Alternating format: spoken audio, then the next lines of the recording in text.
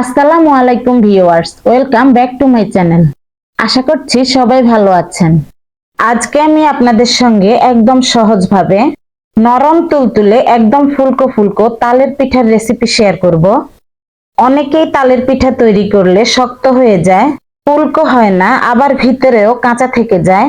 আজকে আমার recipe follow করে তালের পিঠা তৈরি করে দেখবেন, একদম নরম তুলতুলে ফুলকো ফুলকো সফট হবে আর খেতেও মাশাআল্লাহ অনেক মজার হবে।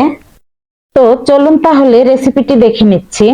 প্রথমে আমি একটা মিক্সিং বলে নিয়ে নিচ্ছি 1 কাপ চালের গুঁড়ো। পিঠাটা আমি চালের গুঁড়ো দিয়ে করছি, আপনারা চাইলে ময়দা দিয়েও করে নিতে পারেন।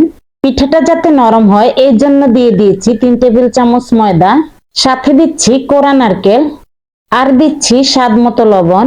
এখন হচ্ছে হাত দিয়ে সবগুলোকে ভালোভাবে মিশিয়ে নেব।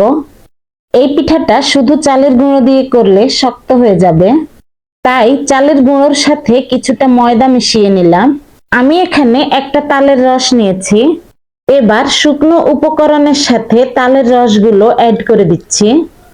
এখন হচ্ছে ভালোভাবে মিশিয়ে নেওয়ার পালা।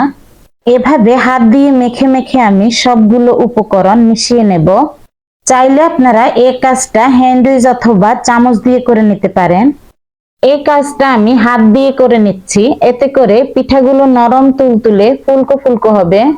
এবার আমি অ্যাড করে দিচ্ছি চিনি। এখানে আমি 1/2 কাপ চিনি নিয়েছি। আপনারা তালের মিষ্টির পরিমাণ বুঝে চিনিটা অ্যাড করে নেবেন। আমার তালের রসগুলো এমনিতে অনেক মিষ্টি ছিল, তাই চিনির পরিমাণটা কম নিয়েছি। আপনারা চাইলে আরো বাড়িয়ে নিতে পারেন। পিঠা তৈরির জন্য ডোটা আমার তৈরি হয়ে গেছে। এখন প্যানে কিছু তেল গরম করে সবগুলো পিঠা দিয়ে দিচ্ছি। পিঠাগুলো আমি চামচের সাহায্যে দিয়ে দিচ্ছি, আপনারা চাইলে হাত দিয়ে দিতে পারেন। চুলার আঁচটা লো টু মিডিয়ামে রেখে পিঠাগুলো ভেজে নিতে হবে। এই পর্যায়ে চুলার আঁচটা একদমই বাড়ানো যাবে না, না হলে উপর থেকে কালার চলে আসবে আর ভেতরটা কাঁচা থেকে যাবে। এভাবে করে প্যানে যতগুলো পিঠা ধরে সবগুলো দিয়ে দিয়েছি। পিঠাগুলোর একটা সাইডে যখন হালকা কালার চলে আসবে তখন আরেকটা সাইড পাল্টে দিতে হবে। এতে করে পিঠাগুলো সুন্দর ফুলকো ফুলকো হবে আর ভেতর থেকে হবে একদম সফট। আশা করছি ভিডিওটি আপনাদের কাছে খুবই ভালো লেগেছে। ভালো লাগলে চ্যানেলটিকে সাবস্ক্রাইব করে বেল বাটনটি প্রেস করে রাখবেন আর বেশি বেশি লাইক, কমেন্টস এবং শেয়ার করে নেওয়ার অনুরোধ থাকবে। এভাবে করে সবগুলো পিঠা এক পাশ হয়ে গেলে আরেক পাশ পাল্টে দিতে হবে।